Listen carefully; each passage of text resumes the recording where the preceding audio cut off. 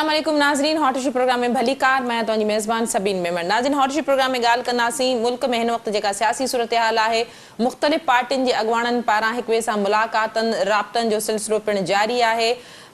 अदम एतमाद जे लाइ जिते हिक ॿिए खे राज़ी कयो पियो वञे त अञा ताईं इहा पोज़ीशन अपोज़िशन जी पिणु वाज़े नथी सघी आहे। इन ते बि ॻाल्हाईंदासीं। इन खां अलावा ॻाल्हाईंदासीं सिंध में जेका सियासी सूरत हाल आहे, लोकल एक्ट के हवाले से जिन जमातन पारा धरणो हयो वियो उन्हनि सां पीपल्स पार्टी सिंध हुकूमत पारा ॻाल्हियूं करे उन्हनि खे राज़ी कयो वियो, जॾहिं त अपोज़िशन जी ॿियनि जमातनि जंहिंमें PTI बि आहे, GDA बि आहे, MQM पाकिस्तान बि आहे, उन्हनि जो चवणु आहे त सिंध हुकूमत पारा इन्हनि जमातनि खे मामूं बणायो वियो आहे, जॾहिं त असेंबली में वेठल जमातनि सां पीपल्स पार्टी खे ॻाल्हाइणु घुरिजे, जेको पीपल्स पार्टी अञा न पियूं ॻाल्हाइनि। इन हवाले सां GDA पारां पिणु अॼु प्रेस कॉन्फ्रेंस कई वई आहे। GDA अॻुवाणनि जो इहो चवणु आहे त सिंध हुकूमत भले ॿियनि जमातनि सां पिणु ॻाल्हाए, पर जेके चूंडियल नुमाइंदा आहिनि, जिन जी नुमाइंदगी आहे सिंध में, या जेके असेंबली जे फ्लोर ते वेठल आहिनि, उन्हनि सां जो नथो ॻाल्हाए वञे, जेको मुआइदो थियो आहे, जेके ॻाल्हियूं थियूं आहिनि, उन्हनि खे पिणु ॻुझो रखियो थो वञे, उन्हनि जमातनि खे राज़ी करण जी कोशिशि कई पई वञे जिन जी का बि सिंध में नुमाइंदगी न आहे, भले उहा जमात इस्लामी हुजे या भले उहा PSP हुजे या ॿियूं अहिड़ियूं कहिड़ियूं जमातूं हुजनि। कोशिशि कंदासीं त अॼोके प्रोग्राम में मुल्क जी सियासी सूरत हाल या सिंध में जेका हिन वक़्तु सियासी सूरत हाल आहे, इन हवाले सां ॻाल्हाईंदासीं। असांखे स्टूडियो में जंहिं महिमान जॉइन कवर जो तारीफ़ कराईंदी आहे जमात इस्लामी सां ताल्लुक़ रखंदड़ इंतहाई सीनियर सियासतदान असदुल्ला भुट्टो साहब असां सां गॾु। भुट्टो साहब भली कार, तव्हां असांखे प्रोग्राम में जॉइन कयो। पीपल्स पार्टी सां ताल्लुक़ रखंदड़ member Sindh assembly doctor Sohrab Sarki साहब असां सां गॾु। डॉक्टर साहब भली कार, तव्हां प्रोग्राम में जॉइन कयो। वॾी महिरबानी सभिनि तव्हांजी। भुट्टो साहब छा चवंदो हिन वक़्तु सिंध जे हवाले सां जेकॾहिं ॻाल्हि कजे, अॼु GDA पारां पिणु प्रेस कॉन्फ्रेंस कई वई आहे ऐं उन्हनि जो चवणु आहे त भई उन्हनि जमातनि सां पीपल्स पार्टी ॻाल्हाए पई, उन्हनि खे राज़ी कयो वियो, उन्हनि सां मुआइदा कया विया जिन जी का हैसियत ई कोन्हे, जिन जो हिकु जमात इस्लामी जो हिकिड़ो मेंबर मौजूदु आहे, PSP जी त का हैसियत ई कोन्हे। बिस्मिल्लाहिर्रहमानिर्रहीम। ॻाल्हि इहा आहे त हर पार्टी पंहिंजे हक़ में दलील ॻोल्हींदी आहे। सुवाल इहो आहे त हीउ जेको कानून आहे जॾहिं असेंबली में पास थियो जी, त उन महिल GDA छा कयो? उन महिल GDA खे कुझु करणु खपंदो हो। GDA त उन वक़्तु सख़्तु एहतिजाज जेकॾहिं करे आहे त शायदि पास बि न थी सघे आहे। ईअं ई जेको आहे जेकॾहिं उते MQM वारा जेकॾहिं उथी बीहनि हा त शायदि कानून पास न थी सघे आहे। ऐं उनखां अॻु में बि जेको 2011 में जेका तरमीम आई, उन वक़्तु हुकूमत में आहे पाण उन्हनि अख़्तियारात खे जेको आहे घटायूं ऐं सिंध हुकूमत जा अख़्तियारात वधायूं, छाकाणि त हुकूमत में हुया त इन करे ॻाल्हाइनि कोन पिया। हिन भेरे जमात इस्लामी पाण जेको आहे वॾी हिकिड़ी रिस्क खणी ऐं पंहिंजे सॼे कारकुननि खे वठी ऐं उन पंहिंजी असेंबलीअ जे साम्हूं वञी वेठा ऐं उन में ख़वातीन खे बि असां सलाम पेश कंदासीं जिन पंहिंजे तरफ़ां उन धरने में भरपूर शिरकत कई। ऐं उनखां पोइ ॿियनि माण्हुनि बि मींहं में, बरसाति में, थधि में, नामुनासिब हालात ऐं मौसम में बि उहे हुते वेठा रहिया। त इन करे हुकूमत जेका आहे उहा बिल आख़िर मजबूर थी। ऐं ॿियो असांजो पुरअमन धरनो हुयो, यानी उन इलाइक़े में जेके दुकान हुया रेड ज़ोन में, पर तव्हां पुरअमन धरणे में हुया। जी हा, त इन करे हुकूमत बि मजबूर थी। इन करे त हुकूमत को एक्शन न पई खणी सघे जो असांजे तरफ़ां का अहिड़ी ॻाल्हि हुई कोन। लेकिन उन सां गॾोगॾु उन जेके असां सां जॾहिं ॻाल्हियूं कयूं त असां का ज़ाती उन्हनि खां मुतालबो न कयोसीं। न कोई असांखे ख़रीद करे सघियो, न कोई असांखे झुकाए सघियो। इन करे हुकूमत जेका आहे उहा मजबूर थी ऐं असांजी पुराणी तारीख़ बि उन जे साम्हूं हुई त 77 में जेको कुझु थियो हुयो उहो बि ज़ाहिर आहे पीपल्स पार्टी जे साम्हूं हुयो। त इन करे मां त सम्झां थो त हीअ जेके असांजा दोस्त आहिनि इनखे सोचणु खपे त भई तव्हां MNA MPA त थी वियो, पर तंहिंजी माना इहा न आहे त तव्हांजो पब्लिक में जंहिं हाणे असरु आहे ई कोन जो तव्हां 4 माण्हू बि गॾु करे सघो। GDA ऐलान घणा ई कया पर थियो त कुझु बि कोन। ईअं जेको आहे MQM घणा ई ऐलान कया पर मामिलो त मुख़्तसिर रहियो। त अहिड़े नमूने सां ॿियूं बि पार्टियूं जेके आहिनि, PTI जे तरफ़ां बि जेको ऐलान कयो वियो आहे त बाबा असां एहतिजाज कंदासीं, उहो ॾिसूं 26 फरवरी ते। हा, हाणे उहो एहतिजाज जेको आहे उहो बि फ़िलहालु त किथे नज़र कोन थो अचे पियो। त इन करे ॻाल्हि इहा आहे त जॾहिं तव्हां वटि अवाम जी सपोर्ट न आहे, अवाम तव्हां सां गॾु ॿाहिरि निकिरण लाइ तयारु न आहे, त पोइ तव्हांजे जेका तव्हांखे असेंबली जे अंदरि जेको आहे उहो PTI खे एहतिजाज करणु खपंदो। उनखे जेको आहे PTI खे उते सख़्तु एहतिजाज जेकॾहिं कनि हा, मतिलबु जेके मुंतख़िब जमातूं आहिनि, जेके चूंडियल जमातूं असेंबली फ्लोर ते मौजूदु आहिनि, जिन जा मेंबर आहिनि, MPAs आहिनि, तव्हां चओ था त उन्हनि जी का उन्हनि सां अवाम गॾु कोन्हे का। हा, अवाम हिन वक़्तु कोन्हे को ऐं उन असेंबली जे अंदरि बि को एहतिजाज न कयो। शदीद एहतिजाज जेकॾहिं कनि त शायदि बिल पास न थी सघे हा। ठीकु, डॉक्टर साहब असां सां गॾु आहिनि। डॉक्टर साहब, गुफ़्तगू तव्हां ॿुधी केतिरे वक़्त खां जॾहिं खां सिंध असेंबली में बल्दियाती इदारनि जे इख़्तियारनि जे हवाले सां तरमीम करे बिल पास करायो वियो, सिंध हुकूमत तरफ़ां उन वक़्त खां वठी हेल ताईं इन ते धरणा बि लॻंदा रहिया, एहतजाज पर तनक़ीद जो सिलसिलो अञा जारी आहे। जिते PTI पारां 26 फरवरी खां लॉन्ग मार्च जो ऐलान कयो वियो आहे, त उते MQM पाकिस्तान वरी शहबाज शरीफ वटि पहुची वई हिमायत जे लाइ। उन्हनि जो एजेंडा बि इहो ई हो त भई सिंध में बेड गवर्नेंस आहे, सिंध जी हालत तमामु घणी ख़राबु आहे ऐं मकानी इदारनि खे इख़्तियार ॾियण जे लाइ पीपल्स पार्टी अञा बि राज़ी न आहे। छा चवंदो? बिस्मिल्लाह रहमान रहीम। पहिरीं ॻाल्हि त मां इहा ई कंदुमि त भुट्टो साहिबु जेकी ॻाल्हि करे थो 100% मां इन जी ॻाल्हि सां सहमत आहियां। उहो इन लिहाज़ सां सहमत आहियां त असां पहिरियों ई जंहिं महिल असेंबली में इहो बिल आंदोसीं उन PTI GDA वारनि सां हथुल इम्कान पूरी कोशिशि कई पिए त उहे असां सां वेहनि, असां उन्हनि सां कंसल्टेशन कयूं ऐं पोइ बिल पास कयूं।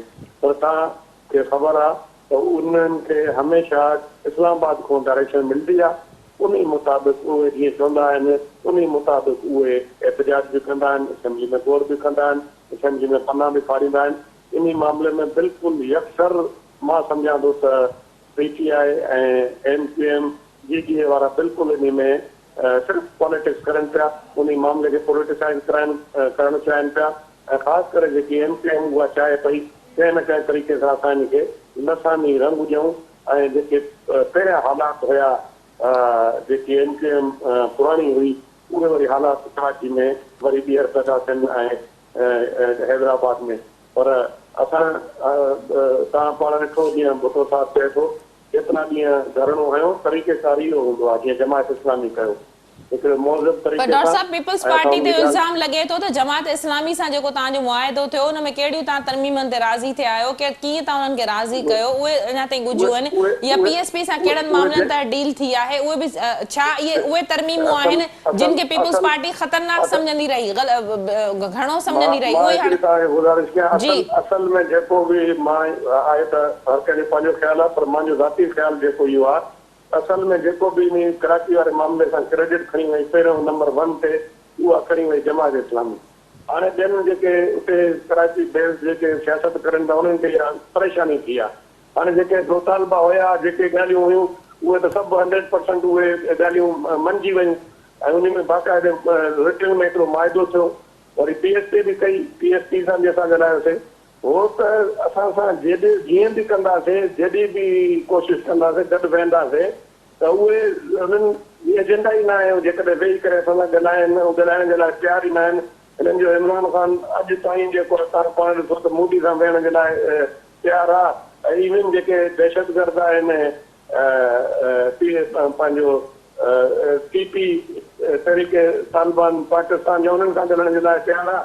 बाक़ी सिर्फ़ु ईअं माण्हुनि खे ॿुधाइण जे लाइ त बाबा हे करप्ट आहिनि हीअं आहिनि उन्हनि सां असां वेहण जे लाइ तयारु न आहियूं कंहिं बि मामले में। डॉक्टर साहब अपोजिशन जमातनि जो इहो मुतालबो आहे त असेंबली में बिल खे आंदो वञे, असेंबली मां पास करायो, हिनखे मूव कयो, रिव्यू कयो ॿीहर असेंबली जे अंदरि। छा थींदो? अपोजिशन जी ॿियनि जमातनि जंहिंमें PTI आहे, GDA आहे, MQM पाकिस्तान आहे, उन्हनि जो इहो मुतालबो आहे त असेंबली फ्लोर ते आंदो वञे, असेंबली में आंदो वञे हिन बिल खे। असां सुलझियल माण्हू आहियूं, पहिरियों जेको असां चयोसीं बाबा जेकॾहिं असां कोर्ट जो प्रेशर आहे असां उन में ईअं न आहे त पोइ आसमानी रही पियो आहे उन में का तरमीम नथी थी सघे। पर टे प्रोग्राम जेके आहिनि तव्हां ई कया, मां बि तव्हांखे इहा गुज़ारिश कई, बिल्कुलु हिन में बहितरी जे लाइ अमेंडमेंट थी सघे थी, जेतिरो बहितर थिए उहो थी सघे थो। मां हिकिड़ी ॻाल्हि कई हिननि खे इहा न चवणु खपे त जेको वज़ीरनि जा पावर आहिनि या प्राइम मिनिस्टर जा पावर आहिनि उहे पावर बि पंहिंजे हथ खे ॾेई छॾे। जिन सुलझियल पार्टियूं जेकियूं पंहिंजा सही सियासत करनि थियूं या जेके सम्झनि थियूं त जेको हिकिड़ो आइन ऐं कानून मुताबिक़ जेके कम थी सघनि था उन्हनि वेही करे मुआइदो कयो।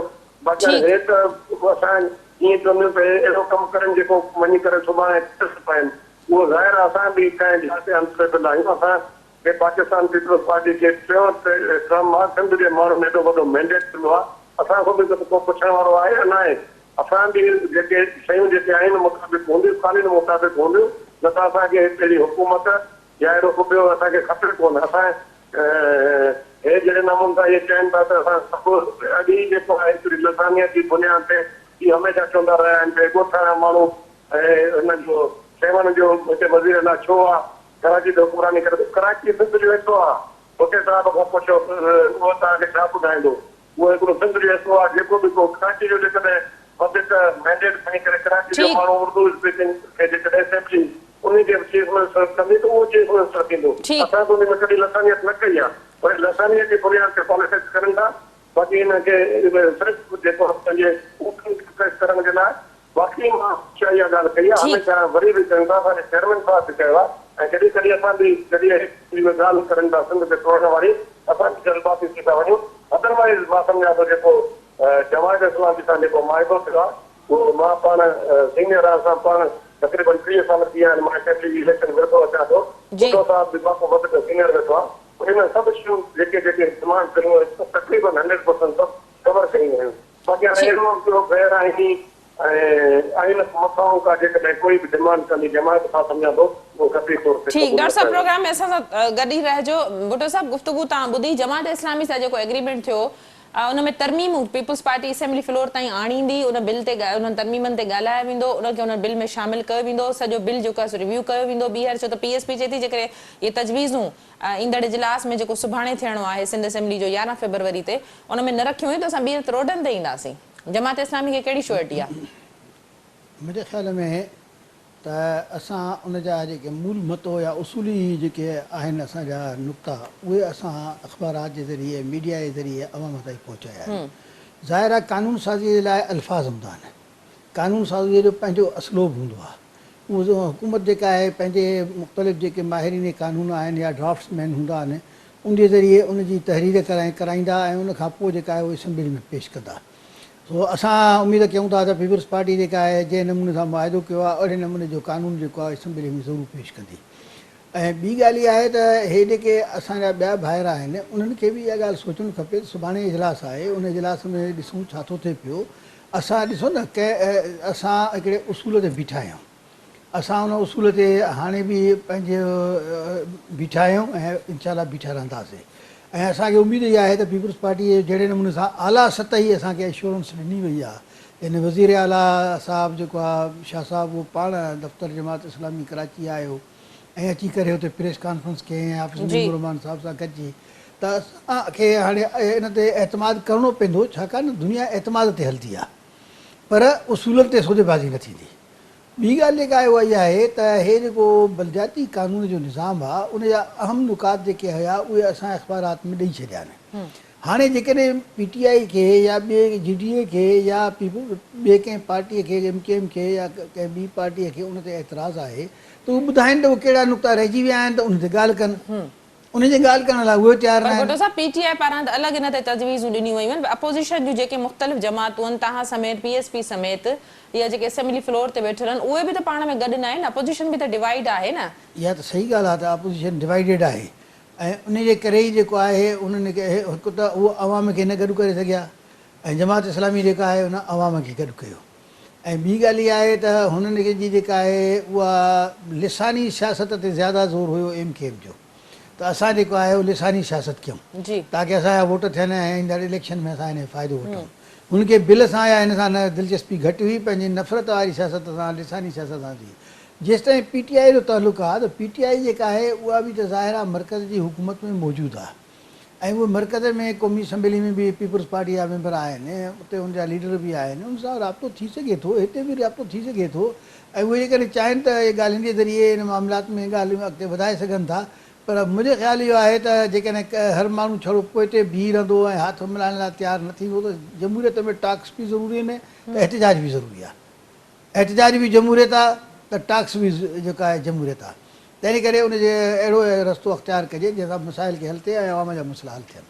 ठीकु डॉक्टर साहब, असेंबली जो इजलास थियणो आहे ऐं हिन बिल खे पास बि असेंबली मां कयो वियो, ज़ाहिर हिन में तरमीमूं थींदियूं, वरी इहो बिल जेकॾहिं ॿीहर हुन में तरतीब ॾिनो थो वञे त इहो ॿीहर असेंबली में ई पास हिनखे करिणो पवंदो। सुप्रीम कोर्ट जा वाज़े हुकुम आहिनि त बलदियाती इदारनि जे इख़्तियारनि जे हवाले सां जेको बि तज़ाद आहे माली हवाले सां उनखे बि ख़तमु कयो वञे। त पीपल्स पार्टी हिन ते कहिड़ियूं तजवीज़ूं ठाहियूं आहिनि या जेके ॿियूं असेंबली में वेठल जमातूं आहिनि उन्हनि सां तव्हांजी अञा का ॻाल्हि ॿोल न थी सघी आहे? पहिरीं ॻाल्हि इहा आहे त जेके उहे कैबिनेट इन शइ ते तमामु घणो डिस्कशन कई आहे, तव्हां बि शायदि मीडिया ते ॿुधी हूंदी, उन में के अहिड़ियूं शयूं आहिनि जेके माना असां सम्झूं था त उहे सही न आहिनि। उहे जमात इस्लामी बि मतिलबु उन ते ज़ोर न भरियो आहे, PSP बि न भरियो आहे, MKM अलबत्ता जेके आहिनि उहा अहिड़े क़िस्म जी ॻाल्हि करे थी। उन में असां हिकिड़ो आइनी तरीक़ो इहो आहे त जेकॾहिं पोइ फ़ैसिलो आयो आहे त असां उन में रिव्यू में वञी सघूं था। उन में असां उन जेके शयूं जेके हूंदियूं रिव्यू में असां वेंदासीं।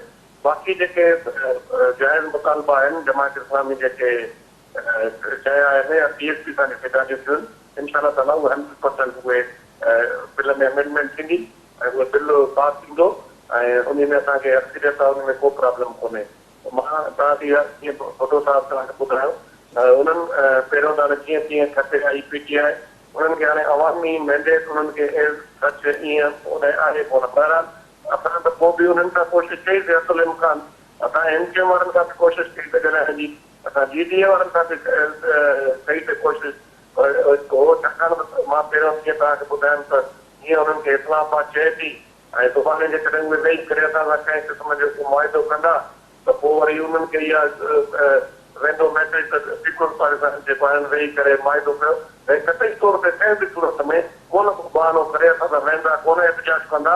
अॻे MKM असां सां 2013 वारी जेको टेन्यूअर हो असां सां गॾु वेठी जेको पोयों बिल हो उन में असां सां गॾु वेही करे असां सां बिल पास कराए पोइ उन मेयर थियो मेयर थियण खां पोइ 4 साल तव्हांखे पाण ख़बर आहे चवंदो रहियो हिननि वारो मेयर त मूंखे कर त पोइ 90 रुपया हर महीने में वञनि पिया ऐं उहो ई साॻी कराची आहे ऐं सिर्फ़ु मेयर न आहे हाणे ॾिसो त पूरे कराची में जाॾे काॾे डेवलपमेंट थिए थी सफ़ाई थिए थी ऐं उहा सूरत हाल न आहे जेकी मीडिया डॉक्टर साहब 26 फरवरी ते जेको अपोजिशन पारां ऐलानियल लॉन्ग मार्च आहे इन वाले सां पीपल्स पार्टी बि पंहिंजे लॉन्ग मार्च जे लाइ भरपूर तयारियूं ऐं हिकमत अमली तरतीब ॾेई रही आहे। छा चवंदो अपोजिशन जो जेको लॉन्ग मार्च आहे इन हवाले सां कहिड़ो लाहे अमल जोड़ियो वियो आहे? मां हिकिड़ी तव्हां गुज़ारिश कयां बिल्कुलु असांजो हिकिड़ो फंडामेंटल राइट आहे असां एहतिजाज कयूं था असां इस्लामाबाद वञूं था। हिकिड़ी उन में जेकी ॻाल्हि आहे असांजे एहतिजाज जो आहे खां पोइ हिननि खे हाणे ईअं ई आहे न जेकॾहिं हिकिड़े क्रिकेट जेको मैच हुजे साॻे टाइम ते साॻे ॾींहं ते वरी उन ग्राउंड में वरी टीम चए त जेको आहे असां बि उन में खेॾूं इहो हिकिड़ो माना स्पोर्ट्स मैन स्पिरिट न आहे ऐं इहो हिकिड़ो डेमोक्रेटिक वे बि न आहे।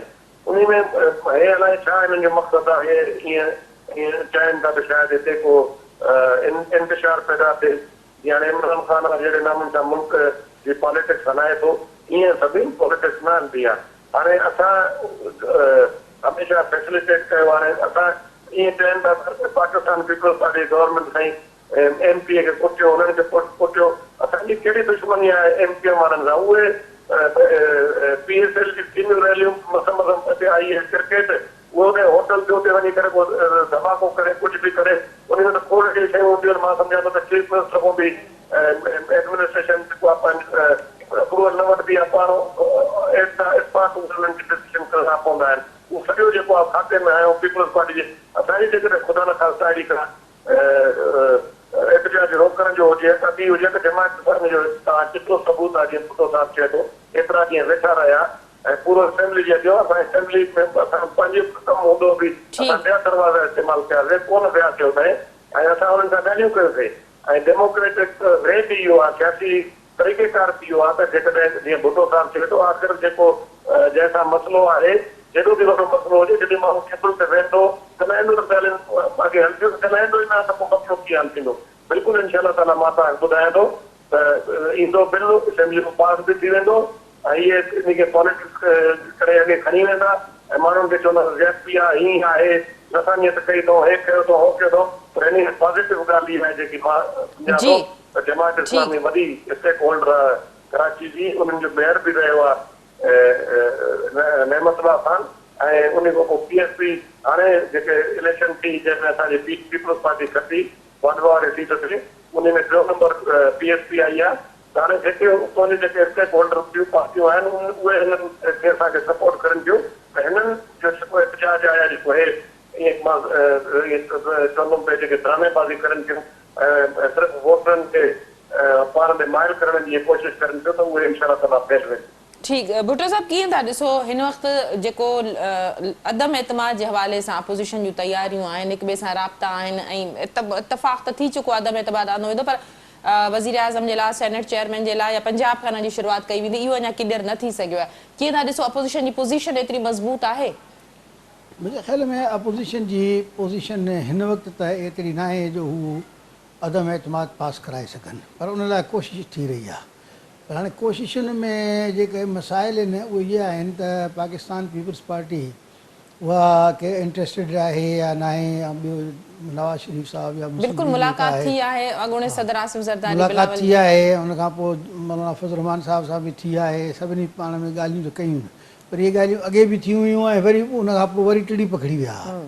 त इन करे जेको उनजो माज़ी क़रीब में जेको इहो तजुर्बो थियो जो हिकु जाइ ते हुया, वरी पीपल्स पार्टी जेका आहे उनखां धार थी वई, त उन नतीजे में हिकिड़ी सियासी तौर ते हिकिड़ी माण्हुनि में या आम तरह सां मायूसी अपोज़िशन जे अंदरि आहे त आया इहे गॾु बीह सघंदा या न बीह मतलब सघंदा। पहिरीं अपोज़िशन पंहिंजो एतमाद बहाल करे, पहिरीं बहाल करे। ॿी ॻाल्हि इहा आहे त अपोज़िशन जे माण्हुनि जो ख़ुदि मौलाना फज़ल रहमान साहब जे ख़िलाफ़ बि बयानात हुया, मौलाना फज़ल रहमान साहब जा वरी हिन जे ख़िलाफ़ बयानात हुया।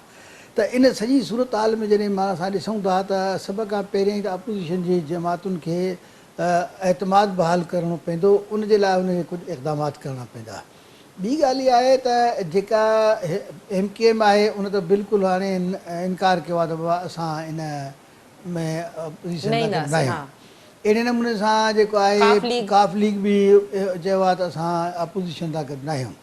माना उहे जेके हुकूमत सां गॾु वेठा आहिनि त पोइ त इहा माना हिकिड़ी कोशिशि आहे, कोशिशि जारी रहंदी, हिकिड़ी हिकिड़े क़िस्म जो माण्हू जी उमेदु आहे, उमेद दुनिया क़ाइमु आहे, पर अमलनि जेको आहे उनजे वोटनि जो तइदादु जेसिताईं पूरो न थींदो तेसिताईं ऐं जेकॾहिं वरी फेल थी पए।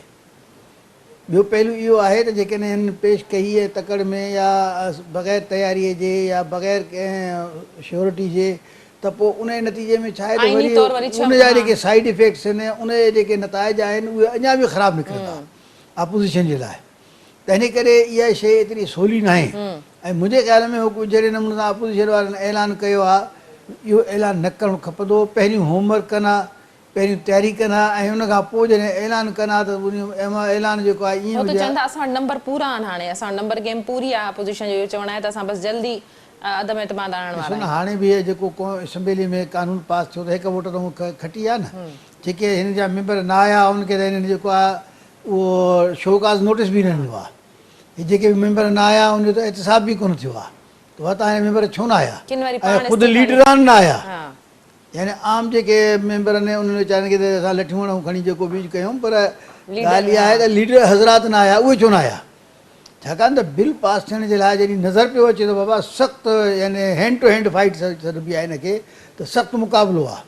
त सख़्तु मुक़ाबले में त घटि में घटि क़ाइदीन जेके आहिनि उहे ॿई टई जेके आहिनि उहे अचणु खपंदो न उन्हनि खे। सो असां त ॾिठो त ॿई टई क़ाइदीन, गिलानी साहब बि गुम हुयो, त बिलावल ज़रदारी भुट्टो साहब बि गुम हुयो। हालांकि उनखे अॻिते वधी करे हिन मामले में किरदारु अदा करणु खपे ऐं हुकूमत खे जेकॾहिं शिकस्त ॾियनि हा त इहा शिकस्त जेका आहे हुकूमत जे लाइ हिकिड़ो ईअं सम्झो त ज़हर जो प्यालो हुजे हा। बिल्कुलु। डॉक्टर साहब गुफ़्तगू तव्हां ॿुधी, भुट्टो साहब जो चवणु आहे त अपोज़िशन अॻु में बि इन तरह जो अपोज़िशन में स्पिरिट हो, उन खां पोइ अपोज़िशन जेका आहे बिखरजी वई, हाणे अदम एतमाद खां पहिरीं अवाम ते त एतमाद बहाल करियो। अपोज़िशन वटि नंबर गेम पूरा आहिनि, ताज़ा ई जेके बिल पास थिया आहिनि उन्हनि में बि हिकिड़े ॿिनि वोटनि जी हेर फेर रही।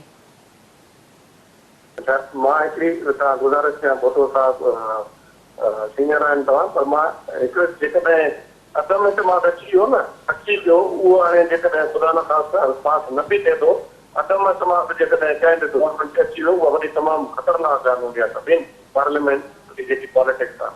उन में सॼो मौक़ो मिलंदो, जेके मेंबर जेके आहिनि उहे सॼी हुकूमत खे जेको असेंबली जे अंदरि ॻाल्हाइण ॾींदा आहिनि सॼो एक्सपोज़ कंदा, उन्हनि खे पेश वेश करे छॾींदा त हिननि हे तबाही कई आहे, हे बर्बादी कई आहे, हे बर्बादी कई आहे। उन में सॼो जेको उन्हनि खे मौक़ो मिलंदो हिकु हिकु माण्हू खे ॻाल्हाइण जो, ऐं उन में जेकी गवर्नमेंट हूंदी आहे उन में जेके स्पीचिस थींदियूं आहिनि हिकिड़ी पार्लियामेंट्री परस्पेक्टिव मां ॿुधायां थो। ऐं जॾहिं बि कंहिं हुकूमत जे ख़िलाफ़ जॾहिं बि अदम एतमाद आई आहे ऐं उहा अदम एतमाद कामयाबु न बि थी आहे त उहा नेक्स्ट इलेक्शन में बुरी तरह हाराई आहे। त पहिरीं ॻाल्हि इहा आहे भई हिकिड़ो डेमोक्रेटिक वे आहे, उन में उहो एसेंचुअली में मौक़ो न मिलंदो आहे माण्हुनि खे। उहे माण्हू जेके आहिनि तयारी करे उनखे सॼी हुकूमत खे एक्सपोज़ कंदा, जेके जेके गर्द कया आहिनि, ब्लेडर कया आहिनि, करप्शन थी आहे कोरोना में, या जेके पर डॉक्टर साहब उनजा साइड इफेक्ट्स अपोज़िशन ते बि त ईंदा न। अच्छा ॿी ॻाल्हि इहा आहे त तव्हां पाण इहो सोचियो त जेके सिर्फ़ु ॿियो कुझु न, जेके हुकूमत में जमातूं वेठियूं आहिनि उहे जेकॾहिं पाण वञी करे सावर ताईं वञी करे मिलनि था त उन में तव्हांखे इहा ॻाल्हि सम्झ नथी अचे त छो था वञनि। अच्छा ॿी ॻाल्हि इहा जेके हुकूमत में मौजूदु हूंदा आहिनि उहे जेकॾहिं मिलनि था ईअं ई त उन में गवर्नमेंट कहिड़ी डिसेंट्रलाइज़ थिए थी।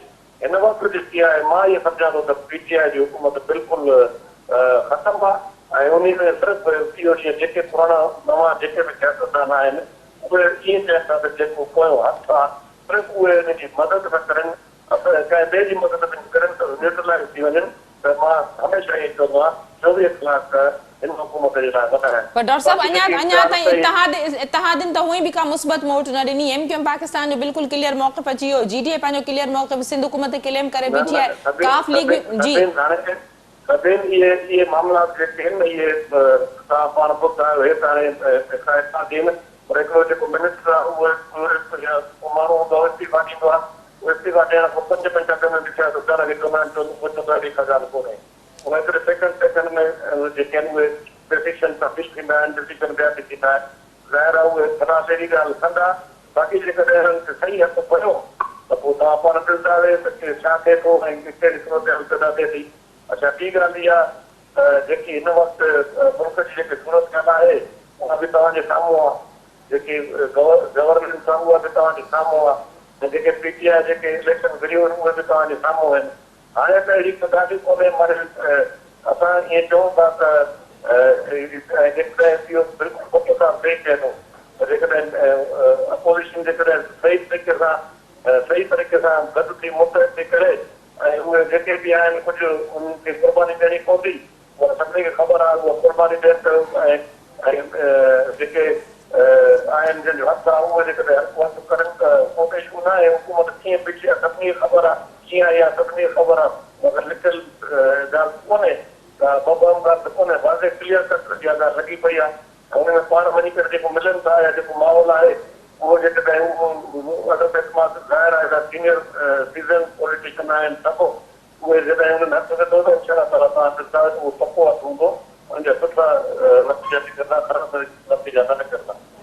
ठीक भुट्टो साहब, ब्रेक जो वक़्तु आहे, हिकिड़े 1 मिनट में जेकर तव्हां मूंखे जवाबु ॾियो। डॉक्टर साहब जी गुफ़्तगू बि तव्हां ॿुधी। डॉक्टर साहब, इत्तेहादनि जे हवाले सां त सूरत हाल बिल्कुलु क्लियर थी वई आहे, बाक़ी अपोज़िशन वटि कहिड़ो लाहे अमल बचे थो? मुंहिंजे ख़्याल में अपोज़िशन जेका आहे उहा इन ॻाल्हि जे लाइ कोशिशि कंदी त हुकूमत जा जेके नाकामियूं आहिनि उनखे वाखो करे ऐं उन सां गॾोगॾु कोशिशि करे त अवाम जे अंदरि जेको आहे हिकिड़ो रिएक्शन ऐं अवाम जे रिएक्शन जी तर्जुमानी करे। छाकाणि त अवाम जेको आहे उहो महांगाई, बेरोज़गारी, हुकूमत जी नाकामियुनि ऐं हिन तक़रीबन 3 साल हुकूमत में हिननि जेको वाइदा कया उनखे पूरो न कयो आहे, घटि में घटि उन तां उहो पर्दो खणी हुननि जो असुलु चहिरो जेको आहे उहो क़ौम जे साम्हूं अची वेंदो। ब्रेक जो वक़्तु आहे, ब्रेक खां पोइ कंटिन्यू कयूं था। डॉक्टर साहब, वॾी महिरबानी तव्हां असांखे प्रोग्राम में जॉइन कयो। नाज़रीन, ब्रेक वक़्तु था त वक़्तु आहे नंढड़े ब्रेक जो, वठूं था ब्रेक।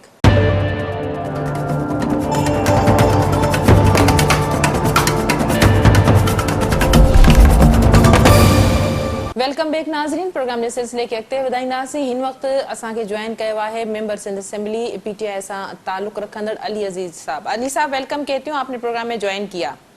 जी शुक्रिया जी। अली साहब, क्या कहेंगे? आप लोगों का ये क्लेम है कि पीपल्स पार्टी ने जमात इस्लामी या PSP से जो मुआहदा, जो बातचीत की है, जो मुज़ाकरात हुए हैं, ये वो जमातें हैं जिनका कोई मैंडेट नहीं है। और जी शुक्रिया आपका देखिए, इसमें शक ही नहीं है कि PSP का तो कोई स्टेक ही नहीं है, बल्कि उनसे ले लिया। इसी तरह जमात तो वैसे भी, ये दोनों एक्चुअली पार्टियां इनसे मिली हुई है, जिनसे अगर पीपल्स पार्टी इतनी सिंसियर है तो भाई आपको उन जमातों को ऑन बोर्ड लें जो इक़्तिदार में अपोजिशन का रोल अदा कर रही है, जिन्होंने जैसे PTI ने 250 पेज का पूरा लोकल गवर्नमेंट एक बिल जमा करवाया हुआ पहले भी, और 3 दिन पहले फिर करवाया। तो आपको इनको लेना चाहिए। आप आवाम के साथ क्यों मजाक कर रहे हैं? अफसोस की बात है ये एक पूरे मेरी भगत के आवाम के साथ मजाक कर रहे हैं और कुछ नहीं कर रहे। इनको समझ नहीं आ रहा है इनको क्या खतरा है, क्यों नहीं मिल रहे हमसे। जो अपोजिशन में 3 जमातें बैठी हुई हैं, GDA हो गई, MQM हो गई, PTI सबसे बड़ी जमात इस वक्त है, तो और जमा भी करवाया हमने सारा बिल इनका 250 पेजेस का। इनको पता नहीं क्या प्रॉब्लम है, ये आवाम को बेवकूफ़ बना रहे हैं। आवाम भी जान चुकी है, जैसे जमात इस्लामी जगह जगह पैसा लगा रही है या PSP करे, इनकी कोई वैल्यू नहीं है। बस ये इनके साथ मिले हुए मुक्का का गेम है इनका, और पत्नी क्या सब। फिर एक और मजे की बात, जब आपका bill supreme court of Pakistan की बड़ी अदालत ने ही मुस्तरद कर दिया तो रह गया उसमें, मुझे समझ नहीं आती। अब हम तो ये कहते हैं कि भाई आप कल इजलास का स्पेशल पहला शुरू हो रहा है, कल देखते हैं क्या करते हैं। हमने तो कहा फिरदौस नकवी साहब ने कहा कि भाई अब तो सीरियस मैटर है, हम तो कहते हैं आके बैठे ताकि काम करें, मिल की कोई हमसे हेल्प चाहिए हम आपकी हेल्प करें। अच्छा अली साहब, इस हवाले से पीटीआई ने भी बलदियाती कानून में तरामीम के हवाले से अपनी तजवीज़ें जो हैं वो तैयार की हैं, जबकि पीएसपी का भी ये कहना है कि अगर उनकी तजावीज़ को बिल में शामिल न किया गया या असेंबली फ्लोर तक न लाया गया तो वो दोबारा सड़कों तक आएंगे। तो आपका जो मुसवदा है, जो आपकी तजावीज़ें आपने वो पेश कर दी हैं? हमने तो देखे पहले भी 250 पेजेस की जमा करवा दी थी और 3 दिन पहले फिर हमने एहतियातन जमा करवाई दोबारा। हमने कहा वो पहले भी हमने किया हो तो दोबारा भी किया हमने। तो हमने तो जब ये बिल इन्होंने कायदा कानून पास करवाया था असेंबली से, तो उस टाइम तो हमने पूरे सिंध के स्टेक होल्डर्स को, कराची के तमाम लोगों को हमने हर एक को दावत दी थी, क्योंकि ये एक पार्टी का मामला नहीं है, ये पूरे सूबे का मामला है, ये आवाम का मामला है। तो हमने हर एक को स्टेक होल्डर्स को दावत दी कि आओ उसको शामिल रखना, जो भी आपकी है, आपकी भी कोई पॉइंट है तो हमें आके बताएं कुछ। हमने तो हर एक को खुले दिल से एक्सेप्ट किया रिस्पॉन्ड का भाई हर एक को आए, क्यों कि ये लोगों का मैंडेट छीनना चाहते हैं। जो हमने कहा कोई भी आए मेयर कराची का, जिस पार्टी से भी आए, वो पावरफुल मेयर हो, उसके बाद राइट्स हो, जिस तरह तबाह हाल हो चुका होगा पूरा सूबा सिंध, कराची समेत, कराची बड़ा शहर है सूबे सिंध का, तो ताकि उसकी तरक्की के लिए मिलकर जो भी इक़दाम सारी पार्टियां करेंगी वो अच्छा होगा। ठीक, अली साहब आपने कहा आपने तमाम स्टेक होल्डर से बात की, मुख्तसरन मुझे बताएं कि जमात इस्लामी और पीएसपी से भी बात हुई आप लोगों की? हमने तो देखिए, हमने जब सुबह शुरू में जब हमने ये जब आपको याद होगा जब ये बिल आया था उस टाइम हमारे जो टॉप लीडर्स हैं उन्होंने हर एक को दावत दी थी। हमने तो बड़ा दिल करके हर एक को दावत दी थी कि हमने तो एक होटल में, लोकल होटल में एक प्रोग्राम भी रखा था, उधर भी सब आए थे, सारे स्टेक होल्डर आए थे वहाँ जी, आपको तो याद होगा सारा। तो हमने तो पहले दिन से कहा क्या है, अब ये नया ड्रामा बना दिया पीएसपी का। जब ठीक, अली साहब प्रोग्राम में तो कुछ देर साथ रहिएगा। भुट्टो साहब गुफ्तगू तव्हां ॿुधी, छा चवंदो? मुंहिंजे ख़्याल में त ॻाल्हि इहा आहे त इजलास जेको जंहिंमें बिल पास पियो थिए उन महिल पीटीआई कुझु कोन कयो, उन महिल जीडीए कुझु न कयो, उन महिल जेको आहे एमकेएम कुझु बि न कयो। हालांकि उहा महिल हुई त उन वक़्तु ही सख़्तु एहतिजाज कंदा, सख़्तु उन वक़्तु जेको आहे उनजे खे रेज़िस्ट कंदा, ऐं उन खां पोइ वरी जॾहिं गवर्नर साहिबु इन जे मथां एतिराज़ करे ऐं वरी मोटाए मोकिलियो त उन खां पोइ बि असेंबली में जेका आहे वॾो एहतिजाज कंदा, ॿाहिरां अवामी एहतिजाज कंदा, कुझु बि कोन। ऐं जॾहिं जमात इस्लामी अवाम गॾु कयो, जमात इस्लामी जेको आहे सॼे कराची जे मर्द ख़वातीन खे गॾु कयो ऐं सभिनी ज़बान ॿोल ॻाल्हाईंदड़नि माण्हुनि खे गॾु कयो, ताकी इहो पतो पए त हीअ कंहिं सिर्फ़ु हिकिड़ी ज़बान वारनि जो न पर के सॼे मिनी पाकिस्तान आहे, सिंध जो हिसो आहे, इन करे सभिनी खे असां गॾु कयोसीं, सभिनी खे जेको आहे हिन मामले ते लॻायोसीं। उन खां पोइ हिन जूं अखियूं खुलियूं। भई सुवाल इहो आहे त तव्हांखे एॾो वॾो अहम मसइलो हुयो त उनजे लाइ तव्हांखे एहतिजाज रोडनि ते बि करणु खपंदो हुयो, तव्हांखे असेंबली अंदरि बि एहतिजाज करणु खपंदो हो। हिन जेको आहे उहो सिर्फ़ु चांहि जे कोप ते जेको एहतिजाज कयूं त का चांहि जे कोप ते त इनकलाब न ईंदा आहिनि। त इन करे मुंहिंजो ख़्यालु इहो आहे त हाणे बि हिननि वटि हाणे जेके चवनि था असां बिल पेश कयो आहे त उन बिल जे लाइ जेकॾहिं हीअ उन हुकूमत सां सख़्तु रेजिस्ट कंदा असेंबली अंदरि त उन जे नतीजे में ॿियो वरी क़ौमी असेंबली मौजूदु आहे, सेनेट बि मौजूदु आहे, उन में मसइलो खणी वञनि हा, उते बि त हिननि जा माण्हू आहिनि, उते त कॾहिं मसइले खे हालांकि सेनेट जेका आहे सॼे पाकिस्तान जी नुमाइंदा हिकिड़ी इक्वल नुमाइंदगी आहे, यानी सिंध जी, पंजाब जी, केपीके जी, बलूचिस्तान जी बराबरि जी नुमाइंदगी आहे।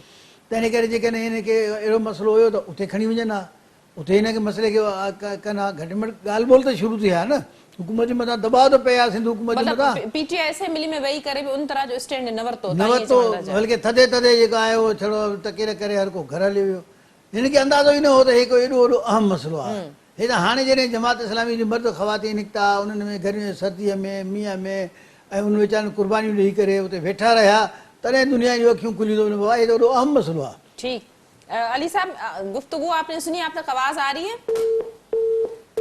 अली अज़ीज़ सां असांजो राब्तो कटिजी वियो। भुट्टो साहब, तव्हां सम्झो था त असेंबली इजलास में जेकॾहिं पीपल्स पार्टी सभिनी जमातनि जूं तजवीज़ूं रखे थी, सभिनी जमातनि खे राज़ी करे थी, त पोइ हुन एक्ट जी छा शक्ल वञी साम्हूं ईंदी? मुंहिंजे ख़्याल में सभिनी जा जेके मुतालबा आहिनि उहे तक़रीबन मिलदड़ जुलदड़ आहिनि। जी मिलदड़ जुलदड़ जी माना इहा आहे त हू चाहिनि था त दस्तूर मुताबिक़ दस्तूर दफ़ा 140 मुताबिक़ एज मुताबिक़ सभु जेके आहिनि उन्हनि खे मुनासिब अख़्तियारात ॾिना वञनि। हाणे उहे मुनासिब अख़्तियारात जेकॾहिं मिलंदा त उनखां पोइ सभिनी जो मसइलो हल थी वेंदो। असां हिन खे को पार्टीअ जे लाइ नथा कयूं पिया, असां त अवाम जे लाइ कराचीअ जे भले जे लाइ कयूं था। ऐं ॿी ॻाल्हि इहा त इहे अख़्तियारात जेकॾहिं मिलंदा त छड़ो कराचीअ खे त न मिलंदा, सॼे सिंध में जेके ज़िले जा नाज़िम हूंदा, शहरनि म्यूनिसिपल कॉर्पोरेशन हैदराबाद आहे या सखर आहे या लालकानो आहे या ॿिया आहिनि, उन सभिनी खे बि मिलंदा। त इन करे हीअ जंग जेका आहे कंहिं हिकिड़े शहर जे ऐं हिकिड़े ॿोली वारनि जी न आहे, बल्कि पूरे सिंध जी जंग आहे। पर बहरहाल अॻियां बि पीपल्स पार्टी आहे या पोज़ीशन खे ऐं मुंहिंजे ख़्याल में पीपल्स पार्टी हाणे इहो ॻाल्हि सम्झी वई आहे त हू जेकॾहिं इहे अख़्तियारात मिलनि था त उते बि त उन्हनि जा ई माण्हू हूंदा न। बिल्कुलु।